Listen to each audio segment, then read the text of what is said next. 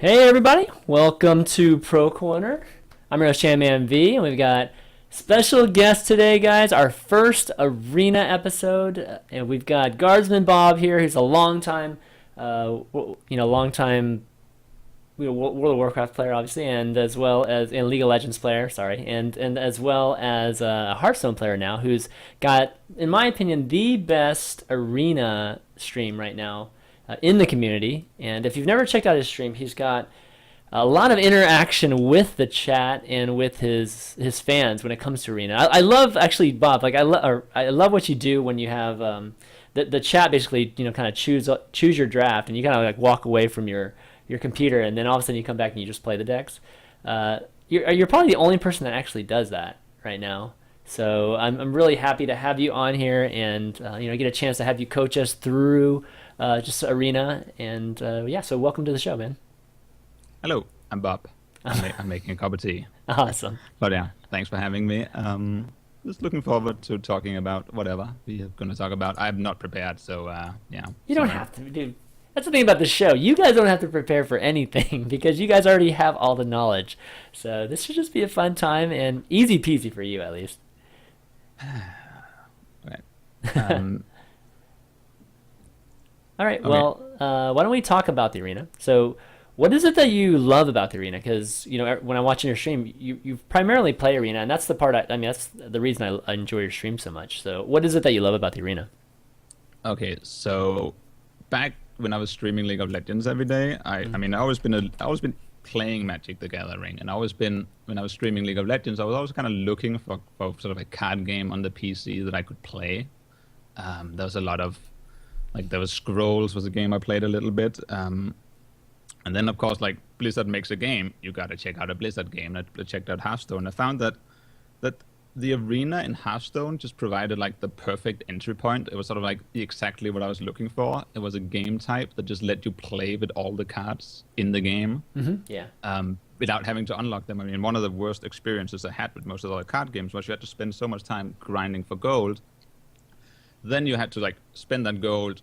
Maybe you got one or two sort of like big cards, like one of the rare cards. Then you found out those were terrible, and then but you had to grind so much just to get to even try the cards. Whereas in Hearthstone, you played an arena run and you can get any card in the game. It's just like that idea of playing with and against any card in the game. Basically, like in my first game of Hearthstone was like I really love that. Mm-hmm. And then I just kind of stuck around. Really, I mean, I tried Constructed. I probably have I'm by no means inexperienced in Constructed. I have maybe, I don't know, 1,300 games of Constructed Hearthstone. Mm-hmm. But I feel like after like 1,200 games of Constructed Hearthstone, I tried every deck. I tried every matchup. Yep. Enough times to basically sort of like be able to do them in my sleep. It's like, and so now I'm just like, the arena is sort of, it just has that variety edge, I feel. You see more cards in play. Well, you get a different deck every single time you play it, so Yeah. I don't even know. Have you ever gotten the same deck ever in arena? I mean, all the times that you played. I mean that brings back the sadness of there not being a record of your arena runs in the client, right? True. I mean, yeah. I mean, I'd love if there was like, I feel like Hearthstone needs a trophy room. That's what it needs. It needs like a trophy room of like your top arena runs. Like all your 12-win decks should be viewable somewhere. I'd love to see true. I'd love to see like the old decks I did 8 months ago. That'd be Oh, amazing. that would be awesome. That would be so. It would be so great I because just laugh at all the terrible picks. Especially if we even go back and see the picks you made. Yeah. Oh man, that'd be glorious. you know what I'd love to see. I'd love to see if there was like a trophy room. That's an awesome idea, by the way. If the Blizzard folks are watching, definitely consider that. But I'd love to see like, you know how there was the Lord of the Arena tournament recently, right? With just it was kind of an arena centric. Well, if there was an ability for you guys to actually build those the true arena decks, and then have you guys kind of pit all of the your top arena decks that you've had in the trophy room or whatever against each other, that'd be pretty sick. Just to see, I guess, whose deck could be victorious. You know what you should really do there? I mean, you're almost on the same path as in sort of an idea I aired on my stream a few times as well. Oh, okay. Like, basically, do it so that every time you get 12 wins in the arena, maybe your highest arena win of the month, in case you don't reach 12. So like if all your 12 win runs or your highest arena win of the month goes in your trophy room, And in your trophy room, they become a one-use only entry ticket to a weekly or monthly automated tournament with all the 12-win decks. So you have Wow. all the 12-win arena decks clashing in a tournament every week. Yeah. And then you could stream that with appropriate commentators from the Hearthstone community. Hint, hint, notch, notch. And basically like, use that as a way to show off sort of a more casual side of the game. I mean, I think that would be something that would get people even outside Hearthstone interested in watching it. And it's like, people who watch Hearthstone tournaments are people who play Hearthstone themselves, particularly constructed. I think a lot of new players, they just want to see crazy things happen. And if you get 12-win decks going against 12-win decks, well, crazy things are going to happen. Oh, absolutely. No, I think that's an outstanding idea. That's the one thing I think is lacking from Hearthstone right now is just more content inside the arena section of it. Right now, I still feel like it's more of the, I don't know, it's kind of the extra thing, that's added there just for folks that aren't laddering, just so that, they can do something a little bit different. But I'm hoping that they're going to add a lot more to this in the near future. And that's actually an awesome idea, that just, having an entry fee or just a weekly tournament that would do that. That'd be really, really cool. And that way you could establish just like more of the best arena player, right? Like you could have it more definitive, I guess you could say. Yeah, I mean, that would be another small thing they could do. Like just have, I mean, you could have like, just like you have the ladder top list, right? I mean, you could have a list of like the most 12 wins in a month. That could be something people could compete for. Maybe the best, say, 10 arena streak, so it doesn't just like become the people who grind the most. You could also have that, or something. Oh, you mean along those lines. So have a tournament within each of the top wins. Just a type of list thing? somewhere. Like I mean, people love to be number one on a ranking somewhere. So if there was a ranking for arena players could strive for, I mean, people. A way for arena players. I mean, the big problem is right. Like, how do you become known in a game, right? In Hearthstone, you play in tournaments or you get high listed on the ladder. Well, it's hard for someone who just plays the arena to really get out there and say, hey, look, I'm good at what I'm doing. Yeah. So if there was a way for arena players to say, hey, look, I got a 12 win every other day this month. I got a 70+% win rate in the arena. I'm actually doing well in the arena. If that could get out there somewhere, people might strive towards actually playing that game mode more competitively as well. No, excellent idea. And like I I said, just feel like they got something out of their time. Like then you kind of, if you spend all your time learning the arena and all the fun is happening in the constructed world, well, yeah. you feel a little bit let down. I mean, I'd like it if they just at least allowed for the capability to build an arena deck. Even from a custom standpoint. That way, maybe third party, we could at least. Maybe have you guys register, have like a third party site, just you register these kind of decks, and then, you can kind of facilitate even third party outside of the game. But obviously, I mean, they should allow you. I mean, it should be something that is probably on a list somewhere at Blizzard. Like they should allow you to set a non-standard rule set when you make a custom game. So a non-standard rule set can be max number of cards in a deck, max number of legendaries in a deck, starting life, starting card hand, cards you drop a turn. Maybe you could have a rule set that says everyone starts at 100 life and you take 5 damage every turn. Well, whatever the rule set is. Wow, like, that would you could just play around with it. Like there should be no reason why the game couldn't easily handle like custom rules for custom games. Yeah, I'm sure it can internally. It's just a matter of just releasing it. I mean, Hearthstone is that's probably like 2 people programming it, just like looking at these ideas and going, damn, they already have like bucket list of ideas, I'm sure. Yeah, absolutely. Well, let's get into the actual coaching. So what we're going to do, guys, today is we're going to start off by doing some mock drafts. So we're going to actually go to Hearthstone. Our Hearthstone has this really nice arena tool where you just go through the draft and obviously can't play the game within Hearthstone, but it's nice. It's a really nice UI. So we're going to do that. We're going to do probably 2 or 3 of those.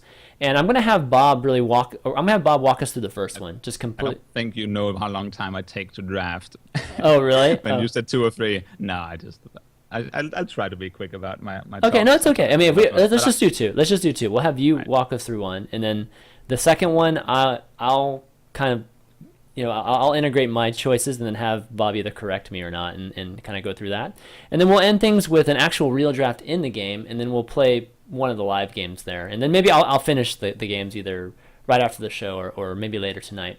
And then at the end, we'll do some viewer Q&A like we always do on Pro Corner. And the way you get your questions in is you tweet it to @ChanManV, and we'll take as many questions as we can at the end of the show. So, all right, let's go over to Hearthstone.com now, and let's check out. Whoops, that's not Hearthstone. That's actually Hearthstone. Okay, so here we go. All right, so this is Hearthstone, and all right, so it gives us 3 classes, just like the arena does inside the game. So Druid, Paladin, or Shaman, Bob? Which one? Pick your favorite. I'd say probably. I mean, Shaman is interesting. Druid's interesting. Paladin's a bit straightforward. But all right, let's go with one of the I'm up interesting for ones. anything. All right, let's go with one of the interesting ones. You know, I've done Paladin and Druid quite a bit, so let's just do Shaman. All right. All right, here we go.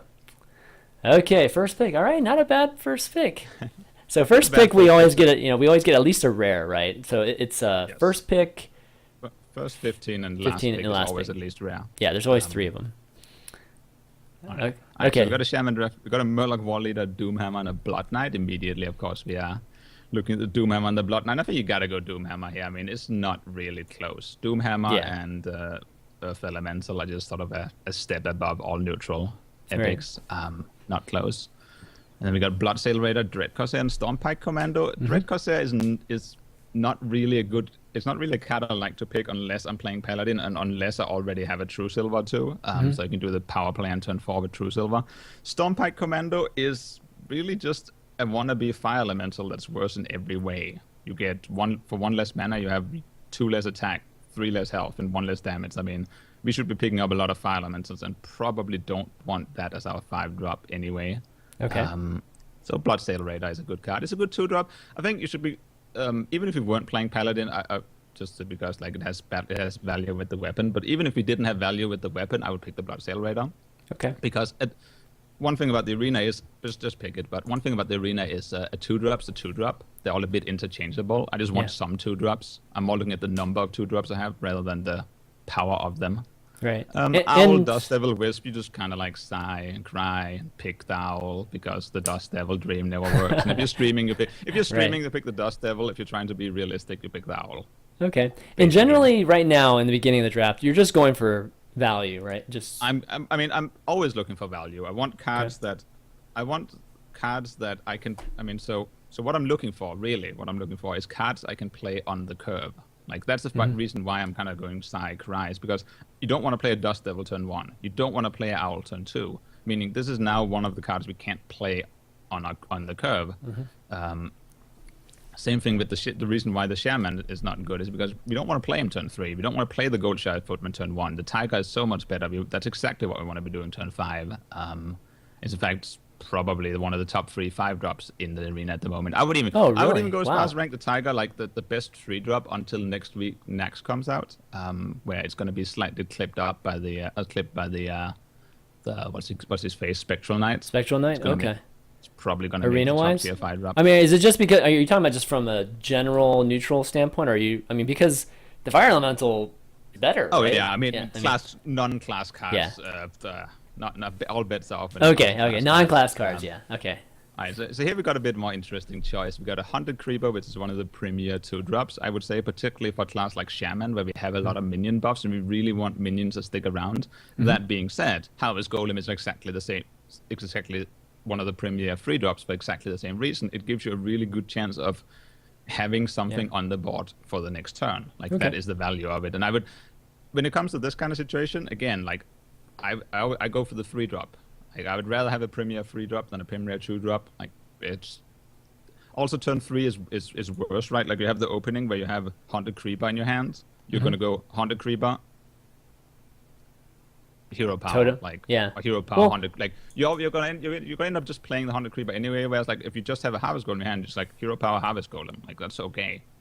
How do you, so as a shaman, right, how do you actually think about the hero power in terms of drafting here? And because you brought up a good point about just like, just following curve. And that's kind of generally what you want to do, just playing Hearthstone. But whenever you have the classes like Paladin, like Shaman, where you actually create a minion with the 2 mana, does that play any factor into how you're drafting? It generally doesn't play a factor into how I'm drafting, but it does play a factor into how well I perform with the class in the sense that when you're playing something like Priest or Warrior, you're not creating a distraction on the board your opponent has to deal with when you just hero power, or even Mage or Druid. Whereas like with Paladin, like if our turn 2 and 3 aren't good, like let's say we draft a deck and it's going to be full of late game bombs, a lot of late game clears like Lightning Storms, a lot of fire elementals, we're going to have good amount of like Shield Masters on turn 4, but basically our 1, 2, and 3 are looking rather weak and just little bit of removal and a few minions. Just pressing hero power twice is going to slow our opponents down enough to our card value engine to set in and start taking the game over. So in that sense, like that's why I feel like Shaman is just sort of like a little bit more functional, so a little bit easier to play. And also sometimes your opponent doesn't have early drops, and like sometimes you both don't have early drops. Like that's what happens in the arena. Like sometimes neither of you have early drops, and you just get like a free totem on the board that sits around that your opponent can't clear now. Yeah. Yeah, which is really okay. So we're gonna go with Harvest Golem now. Yeah. Oh yeah. All right. Okay. Yeah, here so we this got is like interesting. again the Dread Corsair. Really don't like him.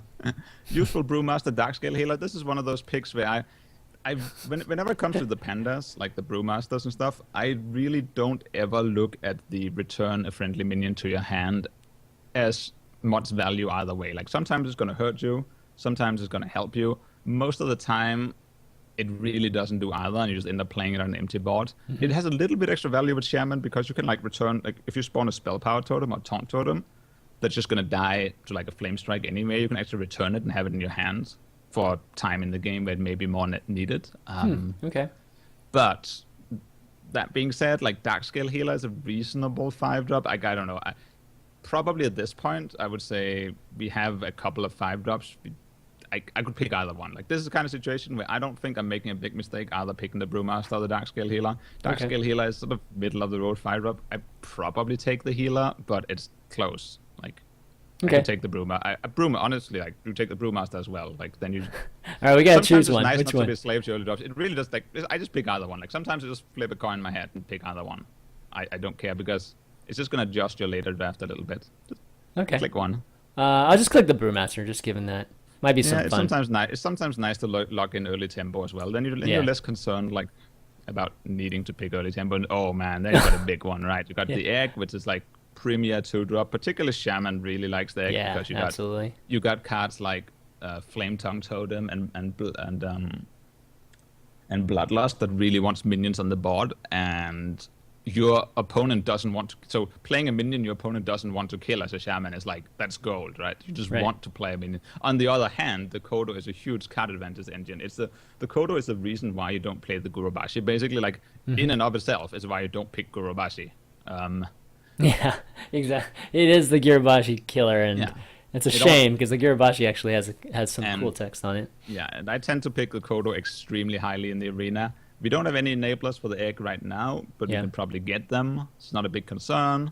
Even if we don't get any enablers, it's still going to die to flame strikes and board clears and flip up. I'd probably take. I cry and take the Kodo because I want. You cry and take the Kodo. Okay. So is it affected by the fact that you have 3 2s already, or no?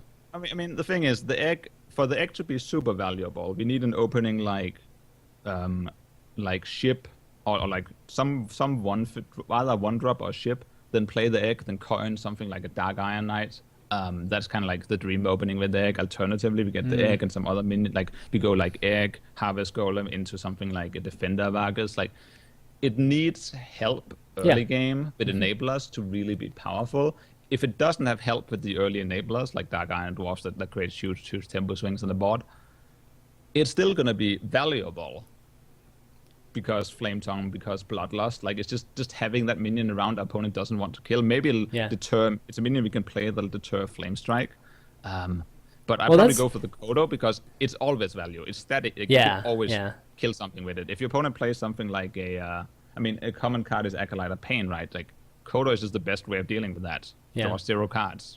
And this is where Arena is interesting because a card like Nerubian, like you said, becomes.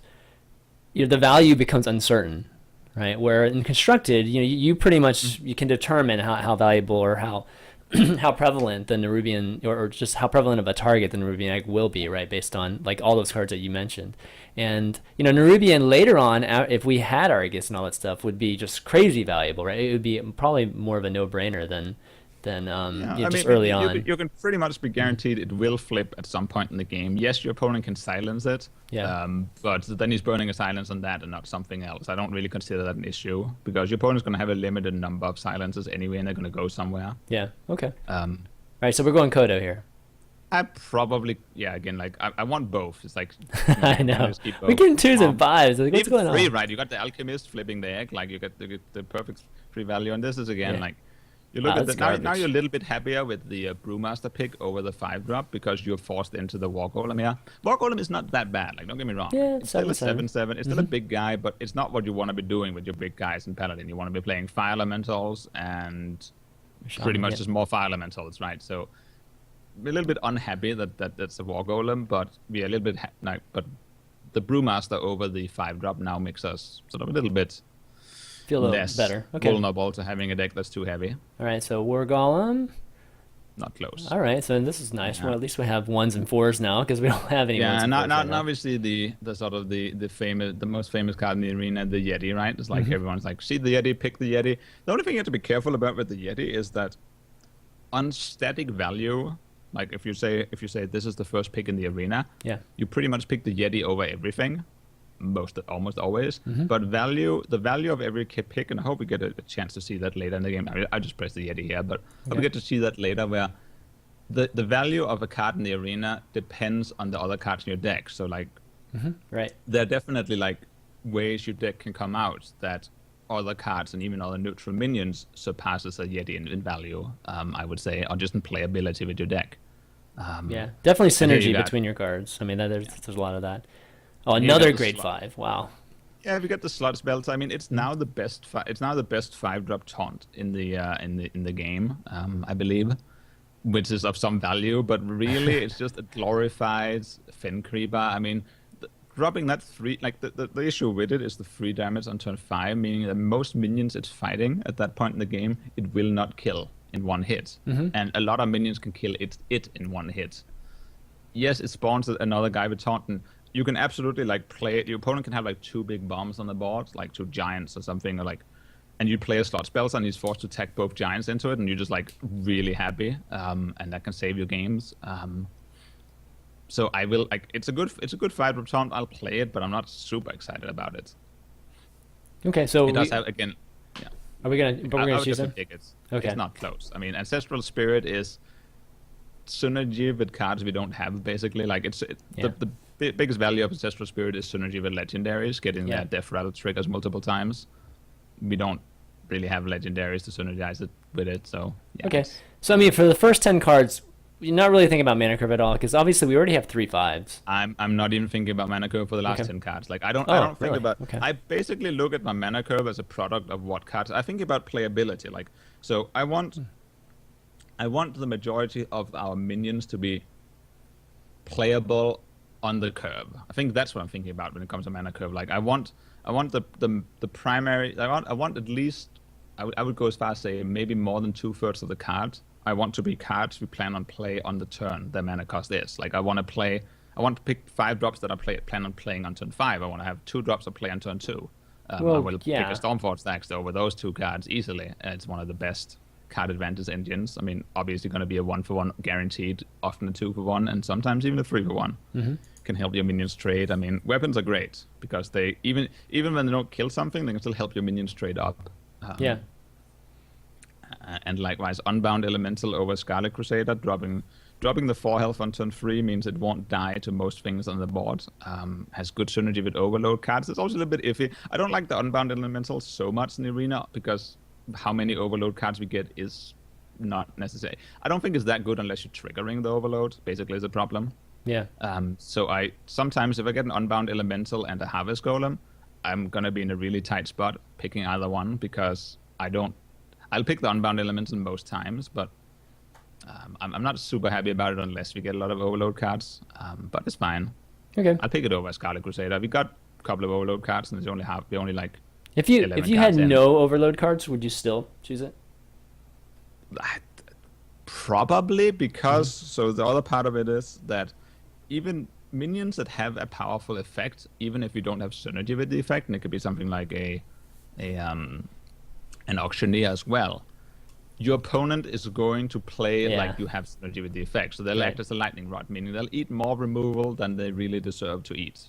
Your opponent's Hmm, going that's a to good trade point. into them as opposed to hitting when he really should hit your face, right? Whereas had that been a 2/4 with no text, even like if you don't have an overload card, if you play a Yeah. 2/4 with no text, he's going to hit your face. If you play a 2/4 with whenever the blah blah blah overload +1/+1, your opponent's going to hit the minion. So Yeah. it'll make your opponent play differently, even if you don't have synergy. So I'll probably take it on that reason, but I'm just not excited about playing it. I'm looking Yeah. at something like that on turn 3, and I'm going like, well, it doesn't have any favorable trades with any of my opponent's 3 drops. It's basically the problem. Yeah. It's Um, but like you said, so worst case it's a 2/4 taunt, right? yeah, That your opponent will target. All right, Ursa. So is this our first spell? I think this might be our yeah, first spell. yeah. I mean, Earthshock here is an easy pick, right? The Warden is at worst a stopgap measure, and you got the Kodo problem. Like Kodo suddenly gets Yeah. a 7 damage battle cry if you play the Warden. Is one problem. Also, even if your opponent is just trading into the Warden's not killing anything when he gets traded into. So Earthshock is of course if your opponent plays something like this Scarlet Crusader we just saw at Twilight Drake, it's just an easy like tempo engine.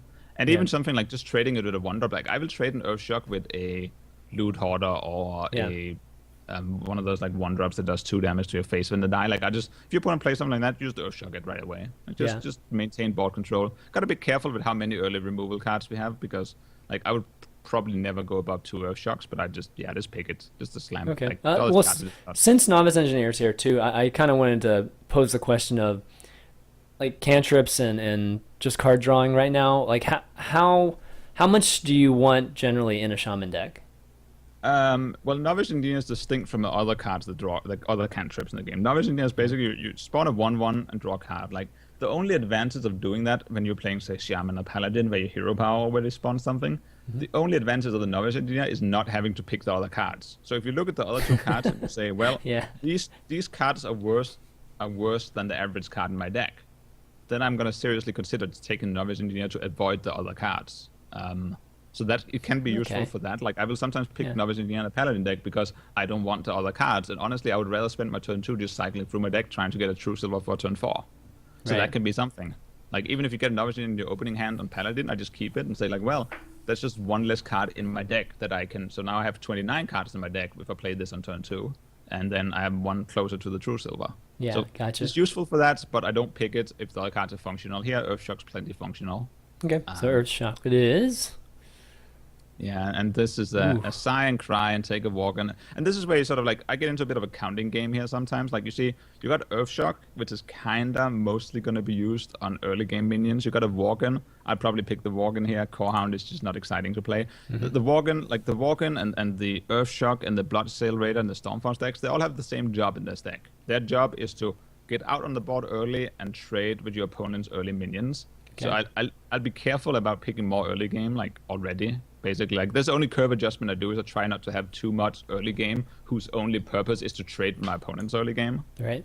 because then you just end up with dead cards later in the game. And here we got a Molten Giant, a Farsight, and a All right. Big Another Game epic Hunter. pick here at 15. Yeah, I mean Nice. Farsight is again like it's a card, it's a cantrip that just I would only pick Farsight to avoid the other cards, and obviously I don't want to avoid picking Molten Giant or Big Game Hunter.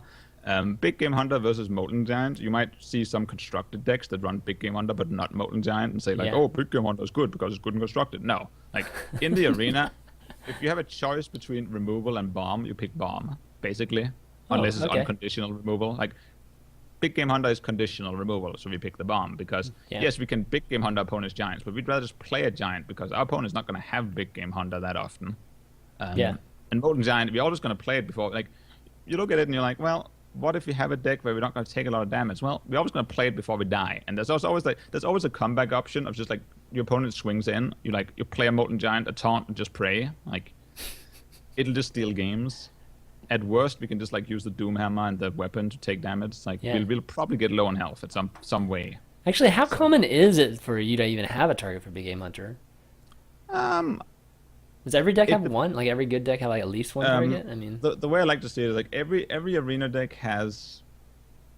Like, I don't think every arena deck has a target for big game. Like I don't like to pick. Maybe a better way of phrasing is I don't pick Big Game Hunter over. If I have a Big Game Hunter and something like a Blood Knight, I don't pick Big Game Hunter over Blood Knight or Faceless, unless I have cards that can give my opponents more attack. Like if I have Dark Iron Dwarf, if I have Taskmasters, maybe even like an Abusive Sergeant.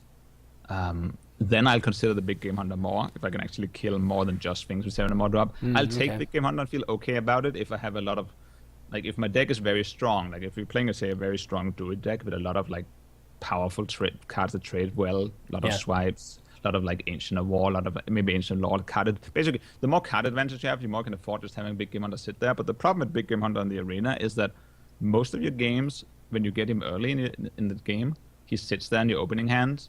And if your opponent never plays a big bomb, then you're just playing on one less card. So you have one less option every time it's your turn. Right. And that's going to affect the game in a negative direction. Sort of like, of course, Blood Knight may do the same, but I find like there's probably more Divine Shields than minions of 7 attack or more. Right. Okay, so Molten Giant here. Yeah. Then, all right, going into 16. So we're across the halfway mark. Anything we have in mind to just continue as is? You just whenever you might need to stop me and pick, because like I'll say a card and then I'll keep talking for another. No, that's fine. No, I'm just saying, like, generally from a draft standpoint, like, because you're actually really one of the few people that I've talked to, at least that's really good at Arena, that just talks about just taking value this pretty much the entire time and not really thinking that much about your mana curve. I mean, I think about my mana curve. I think like the opposite way of other people. I think about not having too much early game. Unless I'm all in on early game. Like there's two. I feel like so basically what maybe I should talk about how the arena generally works. Well, the way the arena generally works is the vast majority of decks in the arena are not perfect. They don't have a perfect curve out. They don't have the perfect cards for the mana cost. Like you end up playing suboptimal 4-drops or something. Sometimes you're playing this and that. Basically, they are what you'd call like arena mid-range. The average duration of an arena game is 12 turns. From my sample size. For my games, the average, of course, the average length of an arena game depends on how fast your deck is, but it's 12 turns over like sort of every deck type. Right. So that means that half your games are not over on turn 12, which means that you have to be prepared to go fairly long in a lot of games. Like if you want to make it to 12 wins, some of your games are going to go long, unless you're all in on aggro. I mean, sometimes you just like your first 15 picks just rattle off perfect like 2, 3, and 4 drops that are super tempo oriented, and you just go with it. But when you're not all in on aggro, when you're looking at cards like War Golems and Slot Spellers and cards that just don't scream tempo, right? Doomhammers even. Okay. Like, we are kind of looking at just out mid-ranging our opponents as a way to winning. Basically, when you have mid-range versus mid-range in any card game, the slightly larger deck wins, like the slightly bigger minions win. Basically, whoever is bigger wins. The problem, of course, is that the bigger you are, the more susceptible you are to losing to tempo, to like just getting ran over. And some people say like, oh man, I got ran over that game. I should have picked like more 2-drops. It's like, well, I think if you never get ran over in the arena, you're probably not picking enough solid cards, like solid big cards. You want to get ran over some percentage of your times, like 5% of the time you want to just like say, well, that man curved out perfectly for 5 turns, then I lost, and that's okay. Yeah. Rockbiter Weapon, just to get back to the just get Rockbiter Weapon. It's a great tempo card, and I would play it because 1 mana do 3 damage is amazing. I mean, you just want to, most of the time you Rockbiter yourself for tempo. Sometimes you Rockbiter a minion, of course, but I pick Rockbiter over Lightning Strike because Lightning Strike, like a lot of times what happens is like you look at your opening hand and you're like 2-drop. Lightning Bolt, right? Blank.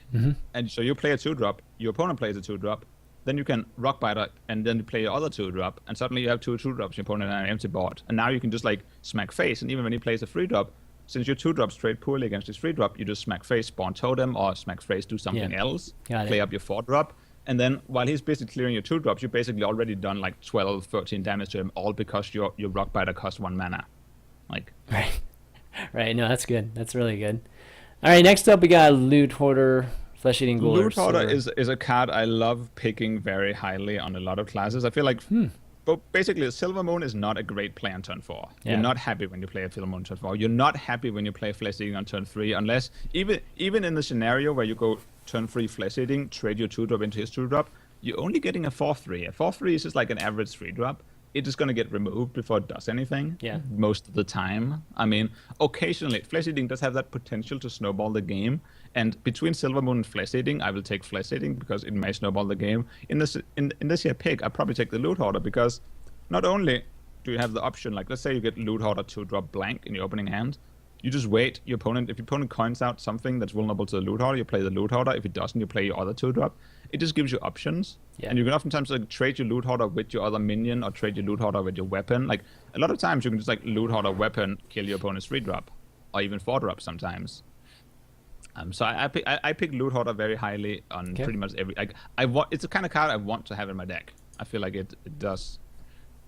Even the worst scenario where like you play a Loot Hoarder and your opponent just like mage kill it with hero power, all you did was trade 2 mana for 2 mana, and if you have faith in your deck being stronger late, then you got the draw too. That's fine for you. The only time you avoid Loot Hoarder is basically when your deck is all in on early tempo.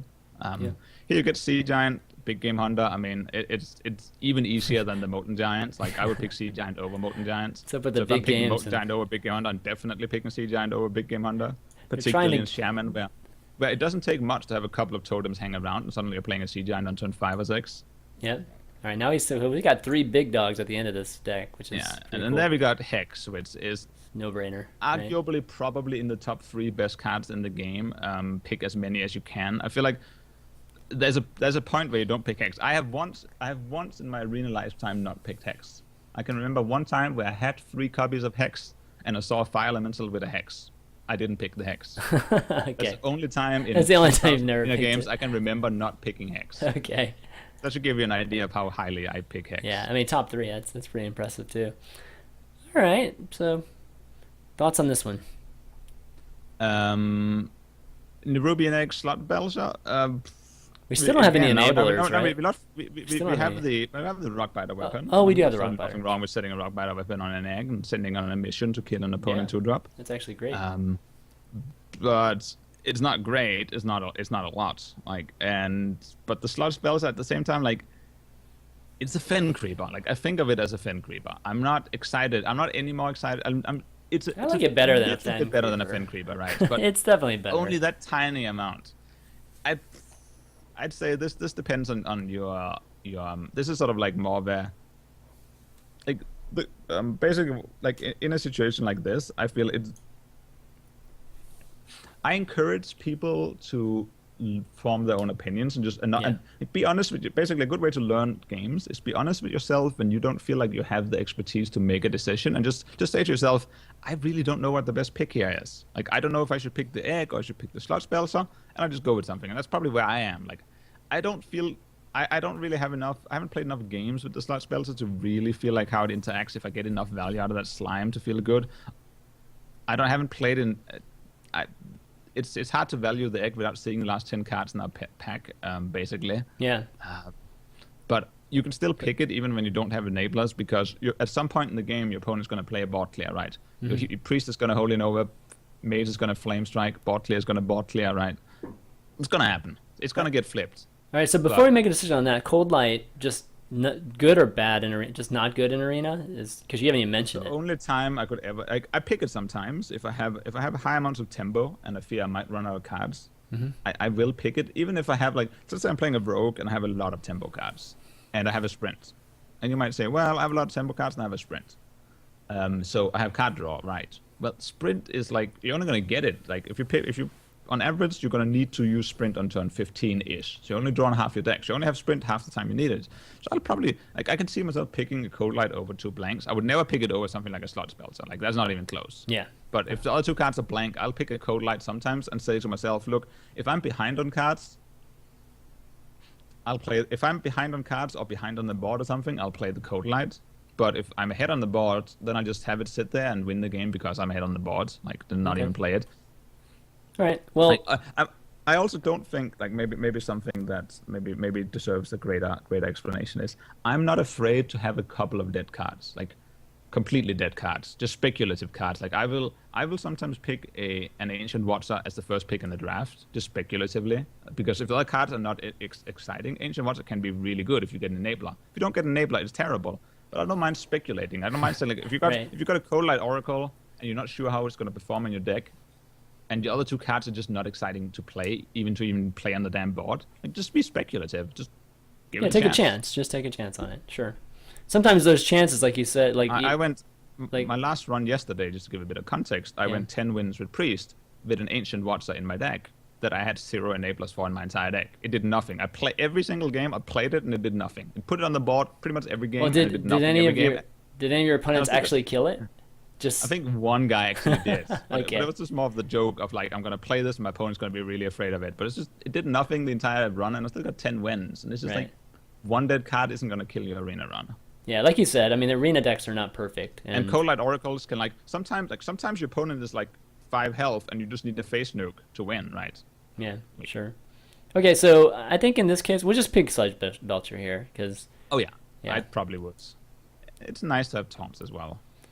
And there is the Boulder Fist Ogre. I was going to touch on that. Like Boulder Fist Ogre is a kind of card I will pick over Yeti quite often, because that basically Boulder Fist Ogre is the kind of card that's going to win you the arena. I think that's sometimes what new people don't understand is you play the early game cards so that those cards like the Ogre can win for you. at the end, And if you just don't a have bridge, those cards, they're not yeah. going to win for you. Basically, if you're playing a card like Boulder Fist Ogre, the moment if your hand is all big bombs, like big 6 plus bombs with like 7 plus health, all of them. Like we got 2 giants, we got a Boulder Fist Ogre.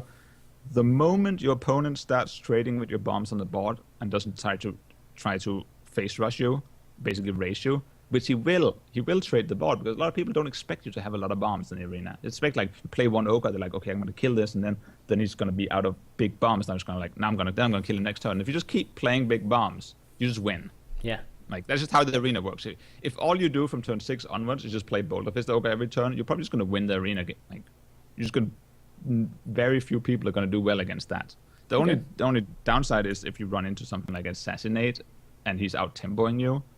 But that's what we have the early game cards for. I mean, Boulder Fist Ogre is that's what's winning for us. okay. And we don't have a 6-drop either, so that actually works out really nicely. Yeah. All right, some interesting cards here. What do you think about Venture Co? You got to be careful with Venture Co on Shaman in particular, because he can block your fire elementals. Like oftentimes, what you want to do on Shaman is you try very hard to make your turn 5 not contain any overloads. Like you try to, if you want to have Feral Spirit in your hand, for example, you will try to play it on turn 3 or 4 so that your turn 5 doesn't have any overload, so that you're setting up a clean turn 6. And even if you don't have a fire elemental, your opponent's going to think like you have a fire elemental. It's going to play like you have a fire elemental. And also, honestly, like your drafting style in the arena should be about hope in your upcoming picks. Like if you're early game drafting around Really? not getting fire elementals, you're probably doing it wrong. Like some arena decks, if you don't get your money card, you're just not going to do that well.